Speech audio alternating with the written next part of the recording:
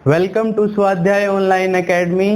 आज हम शुरू करने जा रहे हैं class 8 chapter 1 rational number part 1। इसमें हम सबसे पहले कवर करेंगे इसकी प्रॉपर्टीज।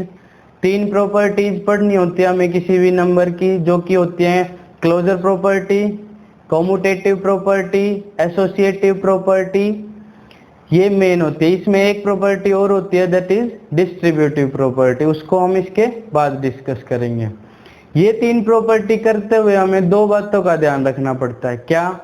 सबसे पहली बात कि किस नंबर के लिए पढ़ रहे हैं, दूसरी बात किस ऑपरेशन के अंडर पढ़ रहे हैं, प्लस में, एडिशन में चेक कर रहे हैं, सब्सट्रैक्शन में चेक कर रहे हैं, या फिर मल्टीप्लिकेशन डिवीजन में चेक कर रहे हैं।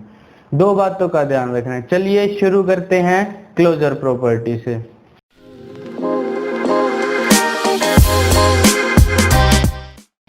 जैसा कि आप जानते हैं हम रैशनल नंबर के बारे में पढ़ रहे हैं, तो रैशनल नंबर्स के लिए चेक करेंगे इन सभी प्रॉपर्टीज को। क्लोजर प्रॉपर्टी को चेक करने का तरीका क्या होता है?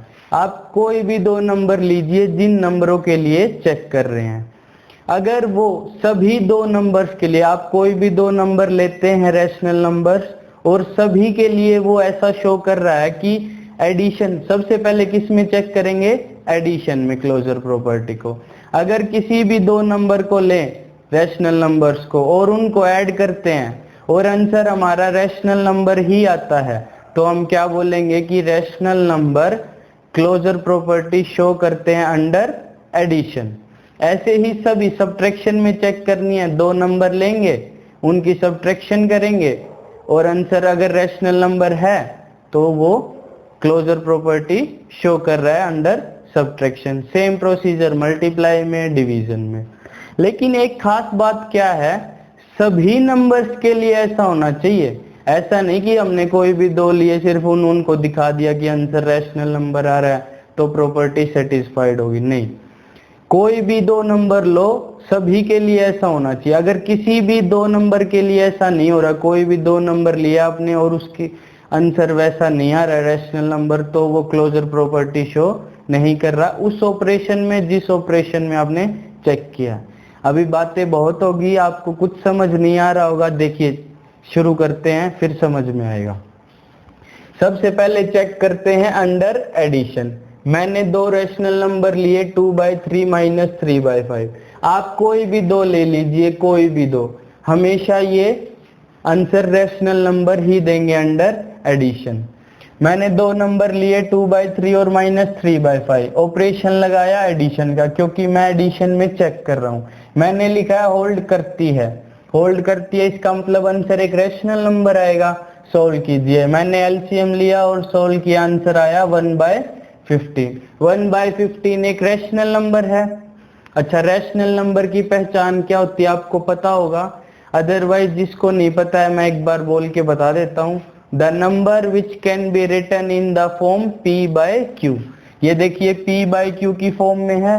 कंडीशन क्या होती है कि q नॉट इक्वल्स टू 0, मतलब नीचे वाला नंबर 0 नहीं होना चाहिए, नीचे वाला नंबर 0 भी नहीं है, तो एक रैशनल नंबर हुए ये। देखिए अब अंडर सब्सट्रैक्शन चेक करते हैं इसी तरह। कोई भी 2 नहीं है, मैंने वही सेम 2 नंबर ले लिया, आप कोई भी 2 ले लीजिए रैशनल नंबर, ठीक है, उसकी सब्ट्रैक्शन कीजिए, आंसर एक रैशनल नंबर आएगा। आया तो होल्ड करती है। सेम केस मल्टीप्लिकेशन में 2 नंबर लीजिए, मल्टीप्लाई कीजिए, आंसर एक रैशनल नंबर आएगा, इसलिए ये मल्टीप्लिकेशन में होल्ड करती है। अब बात आती है डिवीजन की। डिवीजन में बाकी सभी नंबर्स के लिए शो करेगी, लेकिन इन 2 नंबर के लिए शो नहीं करेगी। और मैंने बोला था कि किसी भी 2 नंबर के लिए ना शो करे तो आप उसको क्लोजर प्रॉपर्टी शो नहीं बोल सकते कि करता है अंडर डिवीजन। तब बोल सकते तब सभी नंबर्स के लिए ऐसा आंसर आए कि रैशनल नंबर आए। देखिए इसमें क्यों नहीं आया, आपने 2 नंबर लिए 1 और 0। 1/0 एक रैशनल नंबर ही नहीं है। क्यों? क्योंकि रैशनल नंबर की डेफिनेशन है कि q कभी भी 0 नहीं होना चाहिए। तो ये नीचे q होता है, ऊपर p होता है, तो q 0 के इक्वल हो गया इसमें तो, और 0 हो नहीं सकता, तो ये एक रैशनल नंबर नहीं आया आंसर, इसलिए ये closure property under division hold नहीं करती। अब बारी आती है कॉम्यूटेटिव प्रॉपर्टी की। कोम्यूटेटिव प्रॉपर्टी कैसे चेक करते हैं, इसको भी उसी 4 ऑपरेशन के अंदर चेक करते हैं। इसको कैसे चेक करते हैं, आप नंबर का रिप्लेस कर दो, जिस नंबर जो पहली जगह पे था उसको दूसरे पे कर दो, जो दूसरे पे था उसको पहले पे कर दो, ऑपरेशन सेम रखना है। अगर ऐसा करने से, रिप्लेस करने से नंबर को आंसर पे कोई फर्क नहीं पड़ता, इसका मतलब वो कोम्यूटेटिव प्रॉपर्टी शो करता है। देखिए पहले एडिशन के लिए चेक करते हैं, मैंने लिखा है होल्ड करता है, चेक करते हैं। मैंने 2 नंबर लिए, यही 2 रैशनल नंबर 2/3 और -3/5, एडिशन लगाई, आंसर चेक किया। आप इसका आंसर चेक करना, वो आएगा 1/15, ठीक है। अब इसको सोल्व करो, मैंने रिप्लेस कर दिया नंबर्स को, ये सेकंड वाला फर्स्ट पे आ गया, फर्स्ट वाला सेकंड पे चला गया। इसको सोल्व कीजिए, आंसर अभी भी क्या आएगा 1/15। तो इससे क्या जाहिर हो रहा है कि आंसर पे कोई फर्क नहीं पड़ रहा, मतलब उनको रिप्लेस करने से भी, उनका प्लेस चेंज करने से भी कोई फर्क नहीं पड़ रहा, तो ये कोम्यूटेटिव प्रॉपर्टी होल्ड करते हैं। फिर चेक किया सब्ट्रैक्शन के लिए, सब्ट्रैक्शन में होल्ड नहीं कर सकते, क्यों? आपने 2/3 में से माइनस किया -3/5, तब आंसर कुछ और आएगा। जब आप इसको यहाँ ले आओगे और इसको पीछे ले जाओगे तब आंसर कुछ और आएगा। आप चेक करके देखना, आंसर कभी भी सेम नहीं आएगा, तो ये कोम्यूटेटिव प्रॉपर्टी शो नहीं करते। अब मल्टीप्लिकेशन के लिए शो करेंगे, हमेशा आंसर सेम आएगा। डिवीजन के लिए कभी भी शो नहीं करेंगे। मैंने लिखा हुआ है, आप चेक कर सकते हैं, सोल्व करके देख सकते हैं। इसका आंसर आएगा -10/9, इसका आएगा -9/10। ये इक्वल नहीं आए, इसलिए ये होल्ड नहीं करती, किसमें? डिवीजन में। अब बारी आती है एसोसिएटिव प्रॉपर्टी की। एसोसिएटिव प्रॉपर्टी 3 नंबर्स के लिए चेक होती है। मैंने 3 नंबर लिए हैं, -1/2, 3/4, -9/8। आप कोई भी 3 नंबर्स ले लीजिए जो रैशनल नंबर्स हैं। कैसे चेक करते हैं इसको? अंडर एडिशन चेक कर रहे हैं तो सबके बीच में प्लस लगा दो। इसमें कैसे चेक करते हैं? पहले लास्ट 2 को सॉल्व कीजिए और फिर उसमें फर्स्ट वाले को ऐड कीजिए। आंसर हमेशा सेम आना चाहिए। किसके सेम आना चाहिए? आप पहले 2 को सॉल्व कीजिए, फिर तीसरे को ऐड कीजिए, या लास्ट 2 ले लीजिए स्टार्टिंग में और फर्स्ट को ऐड कीजिए। ऐसा करने से आंसर हमेशा अगर सेम आ रहा है तो हम बोलेंगे ये एसोसिएटिव प्रॉपर्टी होल्ड करते हैं। किसके अंडर? एडिशन के अंदर। इसका आंसर आएगा -7/8 और इसका भी आंसर आएगा -7/8। आप सोल्व करके देख लीजिएगा, आंसर आएगा -7/8। तो ये होल्ड करता है, सब्ट्रैक्शन में नहीं करेगा। अब कौन सा ऑपरेशन है सब्ट्रैक्शन का? सेम प्रोसीजर, सबके बीच में माइनस लगा दीजिए और पहले लास्ट 2 को सोल्व कीजिए, फिर फर्स्ट में से सब्ट्रैक्ट कीजिए। अगली बार क्या करना है? फर्स्ट 2 को सब्ट्रैक्ट कीजिए और फिर लास्ट को सब्ट्रैक्ट कीजिए उसमें से। अगर आंसर सेम आ रहा है तो होल्ड करता है, लेकिन इसमें कभी भी आंसर सेम नहीं आएगा। हो सकता है कुछ नंबर्स के लिए सेम आ जाए, कोई ऐसे 3 नंबर लें आप जिनके लिए सेम आ जाए, लेकिन मैंने बोला है सभी के लिए ऐसा होना चाहिए, तभी हम बोलेंगे कि वो एसोसिएटिव प्रॉपर्टी शो करता है। कौन? Rational number under subtraction. फिर आज बारी आती है मल्टीप्लिकेशन की। सेम मल्टीप्लिकेशन में चेक करना आपको। कैसे? 3 नंबर लेने हैं, पहले लास्ट 2 की मल्टीप्लाई करके देखो, फिर फर्स्ट से कीजिए। फिर अगली सिचुएशन में क्या करना है? पहले 2 की मल्टीप्लाई करो, फिर थर्ड नंबर के साथ करो। अगर आंसर पे कोई फर्क नहीं पड़ रहा तो ये एसोसिएटिव प्रॉपर्टी शो कर रहा है अंडर मल्टीप्लिकेशन। फिर बारी आती है डिवीजन की। डिवीजन में तो कभी भी ऐसा पॉसिबल होगा ही नहीं। अगर आप इसको सोल्व करेंगे तो आंसर आएगा 3/4 और इसको सोल्व करेंगे तो आंसर आएगा 16/27।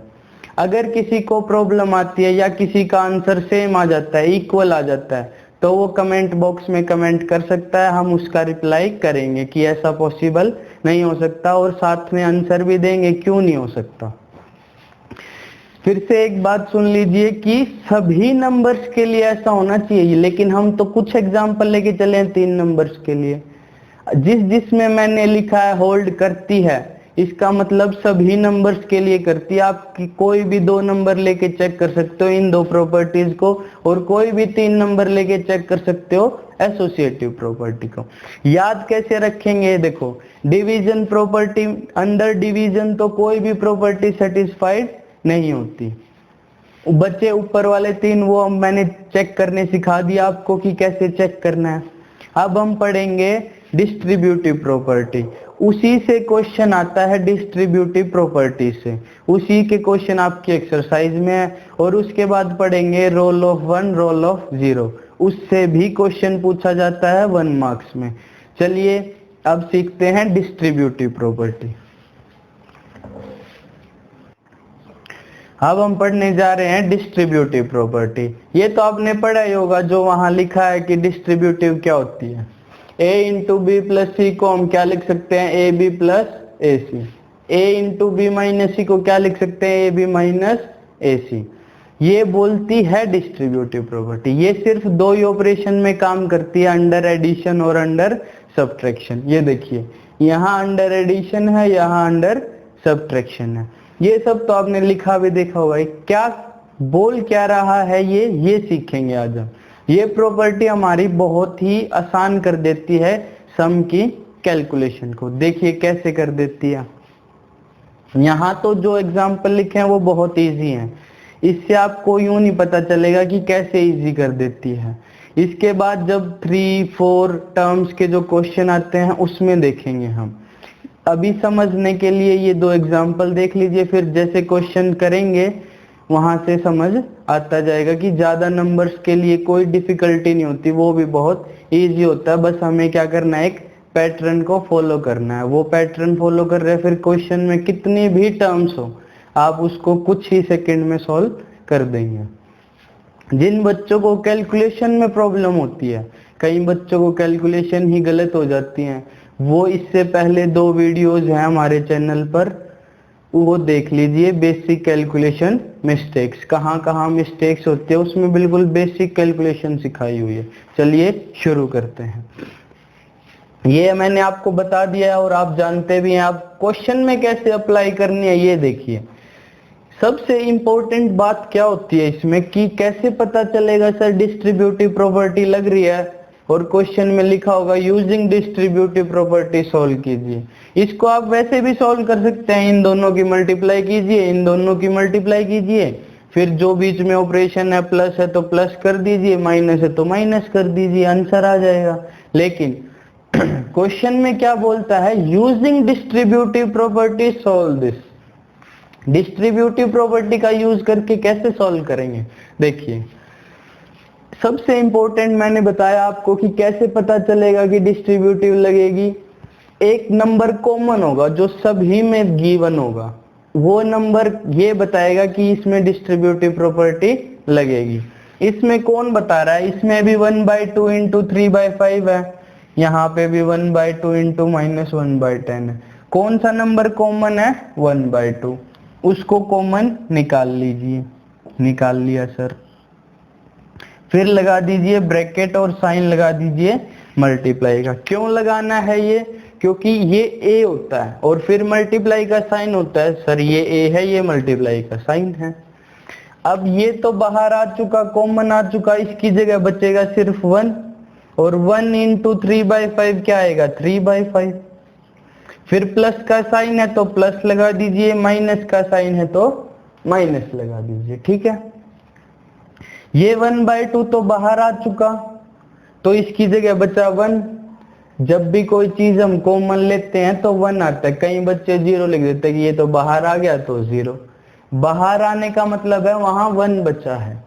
अब यहाँ 1 बचा है, इंटू -1/10, आंसर क्या आएगा, -1/10। अब देखिए ब्रैकेट लगा लिया करो, जब आंसर माइनस में हो तो ब्रैकेट लगा लिया करो, अगर प्लस में है फिर नीड नहीं है, ताकि आपको वो रूल याद रह सके कि अब प्लस माइनस क्या होगा, माइनस बन जाएगा। अगर आप ब्रैकेट नहीं लगाओगे तो समझ ही नहीं आएगा। अब सर आपने बताया था कि प्लस माइनस माइनस हो जाती है तो माइनस करो, आपने सिर्फ माइनस क्यों लिखा, क्योंकि यहाँ मल्टीप्लाई है, ये जो प्लस था यहाँ, ये इस -1/10 के साथ मल्टीप्लाई हो रहा है। अगर ये दो नंबर होते कोई 1 + 2 या फिर 1 + -2, अब क्या होता है, ये दोनों में प्लस माइनस होती तब माइनस करते, ये तो सिंगल है और बाहर प्लस है, तब सिंगल नंबर है और दो साइंस आ जाते हैं, प्लस माइनस या माइनस माइनस। अगर यहाँ माइनस माइनस होती तो आंसर में फिर इनको सबको काट के लिख देते प्लस। अब एक प्लस है एक माइनस है तो आंसर में आएगी माइनस। अब इन दोनों को सोल्व कीजिए, देखो ये वही फॉर्म बन गई ना वापिस से, ये खुल के लिखा हुआ था, हमने इसको कंबाइन करके वापस इसमें लिख दिया। ये इस फॉर्म में गिवन था, हमने कंबाइन करके इस फॉर्म में कर दिया। देखो ये a बन गया, ये b बन गया, ये c बन गया। अब इसको सॉल्व करो, पहले अंदर वाले पार्ट को सॉल्व करेंगे। एलसीएम लेंगे 10, 5 2 जा 10 और 6, ये आएगा 1। अब आएगा 1/2 इंटू 5/10, 5 1 जा 5, 5 2 जा 10। अगर कट हो रहा है तो कट कर सकते, कट कब करना है, ऊपर वाले से नीचे वाला या नीचे वाले से ऊपर वाला। ऐसा नहीं करना कि 2 1 जा 2, 2 5 जा 10। नीचे नीचे वाले एक दूसरे को कट नहीं कर सकते, ऊपर ऊपर वाले कट नहीं कर सकते। और कट भी कब होगा, जब बीच में साइन मल्टीप्लाई का होगा। अगर यहाँ प्लस माइनस होती तब नहीं काट सकते इसको, लेकिन इसको काट सकते हैं। अगर यहाँ प्लस होती और ये 5/10 होता तो इसको कट कर सकते हैं 1/2। लेकिन आप मत कीजिएगा, क्योंकि कई बार आपको समझ नहीं आती कि कहाँ कट करना है कहाँ नहीं करना। लेकिन मल्टीप्लाई में आप तभी कर सकते हैं, अगर बीच में दो नंबर के मल्टीप्लाई है तो आप ऊपर वाले से नीचे वाले को कट कर सकते हैं, या फिर यहाँ से इस वाले को भी कट कर सकते हैं, क्रॉस में भी। आंसर क्या आया देखिए 1/4। तो ऐसे सॉल्व करना, इसका आंसर आप वैसे भी निकाल सकते थे, लेकिन डिस्ट्रीब्यूटिव प्रॉपर्टी का यूज करके करना था। ऐसे इसको डिस्ट्रीब्यूटिव प्रॉपर्टी का यूज करके करना है। क्या करेंगे, 1/2 कॉमन लेंगे, हमें पता चल गया सब में 1/2 है तो डिस्ट्रीब्यूटिव प्रॉपर्टी लगेगी। और कैसे लगेगी, उसी चीज को कॉमन ले लो जो सब में है, वो बन जाएगी a, फिर मल्टीप्लाई का साइन लगा दो, ये तो बाहर आ गया, यहाँ बचा 1, 1 × 3/5 3/5, साइन माइनस का है माइनस लगा दी।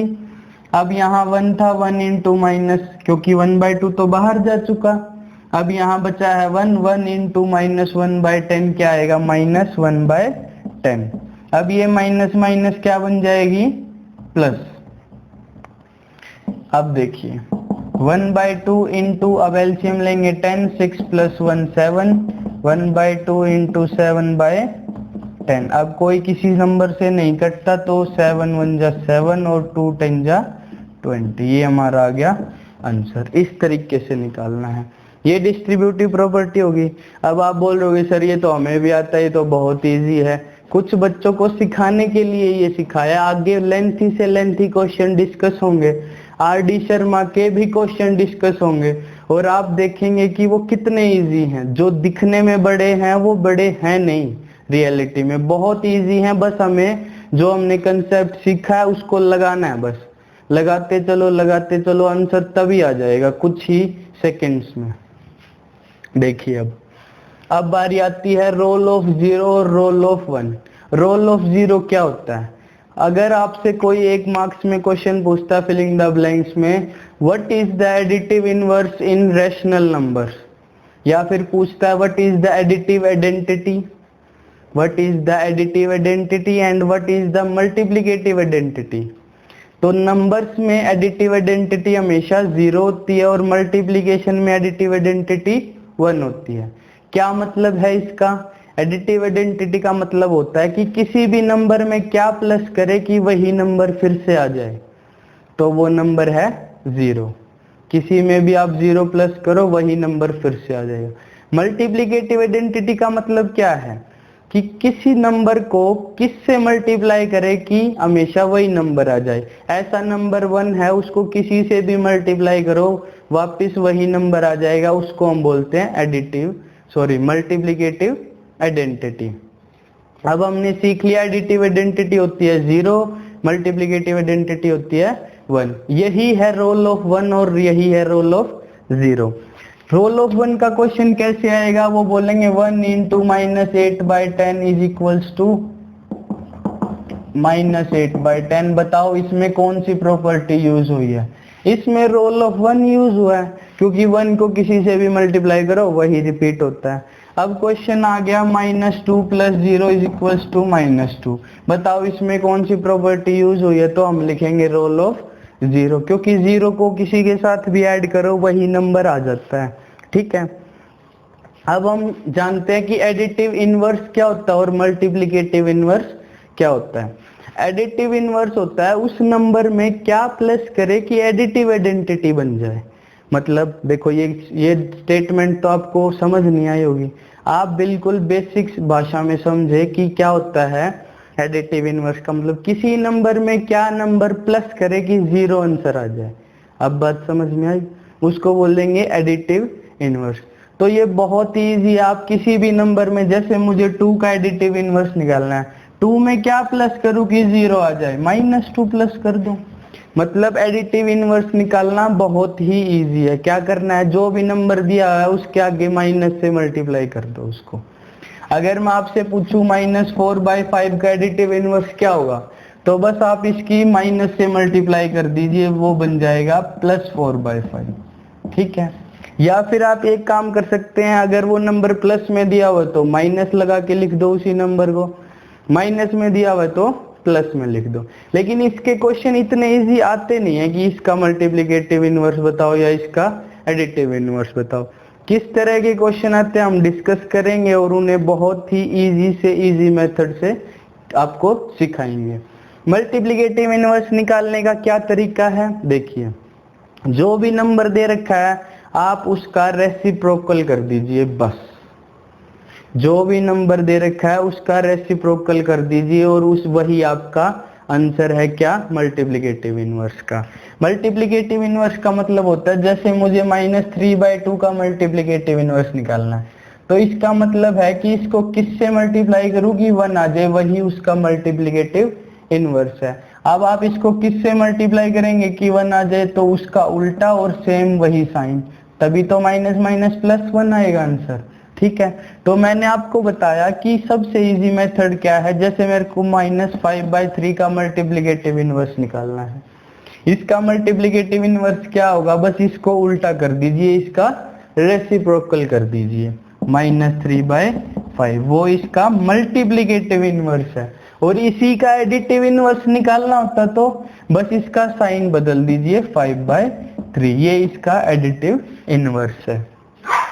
नेगेटिव ऑफ अ नंबर का मतलब क्या होता है, नेगेटिव ऑफ अ नंबर का मतलब होता है जैसे मुझे 5/3 लिखा हुआ है, मुझे इसका नेगेटिव ऑफ द नंबर करना है तो इसके आगे माइनस लिख दो। अगर पहले से -5/3 है, इसका नेगेटिव क्या होगा, पॉजिटिव बन जाएगा। ठीक है, ये नेगेटिव ऑफ अ नंबर होता है। एक क्वेश्चन आता है आपका कि चेक कीजिए, वेरीफाई कीजिए -x क्या x आ रहा है, तो हमेशा आएगा। आप कोई नंबर लेते हैं 3, उसकी माइनस और फिर माइनस करेंगे तो 3 ही आएगा। ठीक है, ऐसे चेक करना है। अब हम करेंगे इसके क्वेश्चन एक्सरसाइज फर्स्ट, उसके बाद RD शर्मा के भी कुछ क्वेश्चंस करेंगे जो हमें लगते हैं डिफिकल्ट हैं, और कॉम्पिटिटिव एग्जाम्स में या ओलंपियाड्स में इस चैप्टर से जिस टाइप के क्वेश्चन आते हैं वो भी डिस्कस करेंगे। जो बच्चे सैनिक स्कूल की प्रिपरेशन कर रहे हैं या करना चाहते हैं वो इस वीडियोस को देखें, बेसिक से देखें, फिर एडवांस तक जाएगी ये। ऐसा कोई चैप्टर के एंड में ऐसा कोई क्वेश्चन की टाइप नहीं होगी जो आपको नहीं आती होगी या आपको नहीं डिस्कस कराई जाएगी। सभी टाइप के क्वेश्चन, मुश्किल से मुश्किल और आसान से आसान क्वेश्चन आपको सॉल्व कराए जाएंगे बहुत ही इजी मेथड से। आपको क्या करना है, सिर्फ कंसेप्ट को स्टेप बाय स्टेप फॉलो करते जाना है और आपके आंसर निकलते जाएंगे बहुत ही जल्दी। जिस बच्चे की कैलकुलेशन फास्ट होगी वो आंसर कुछ ही सेकंड में निकाल देगा, क्योंकि कंसेप्ट आप सीख जाएंगे, उसके बाद बचती है सिर्फ कैलकुलेशन। और वो जिसकी फास्ट होगी, किसकी फास्ट होगी, जो प्रैक्टिस करेगा। ठीक है, तो मिलते हैं नेक्स्ट वीडियो में, वीडियो नंबर 2।